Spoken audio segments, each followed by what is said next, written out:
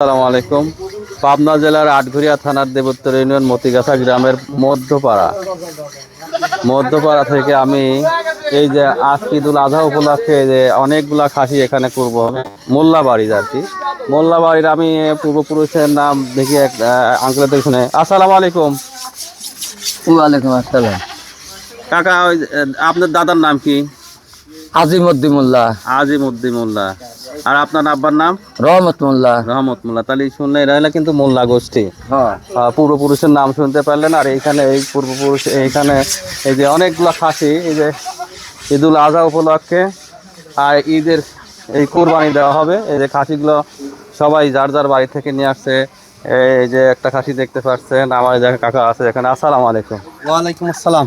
কাকা, আমি তো আসলাম হলো এইখানে মতিগাছা মধ্যপাড়া। হ্যাঁ, মধ্যপাড়া মোল্লাবাড়ি। মোল্লাবাড়ি। আপনার দাদার নাম কি মনে আছে?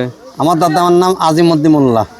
সবার তাহলে আজিমউদ্দিন মোল্লা। এর পূর্বে একটা আঙ্কেল কথা বললো যে আজিমউদ্দিন মোল্লা। আর বংশ কিন্তু মোল্লা গোষ্ঠী নিঃসন্দেহে। তার বারবার একই কথা বলতেছে মোল্লা, তার মানে এই বংশ হলো মোল্লা। এইদিকে কোরবানির প্রস্তুতি চলতেছে। অলরেডি কোরবানি মনে হয় একটা হয়েও গেছে, তো আমরা ওই পর্যন্ত আর যাবো না। কোরবানি শুরু হয়ে গেছে, তো আজকে এই পর্যন্তই। সবাই ভালো থাকবেন। আর ভিডিওটি ভালো লাগলে অবশ্যই লাইক কমেন্ট শেয়ার করবেন। আল্লাহ হাফেজ।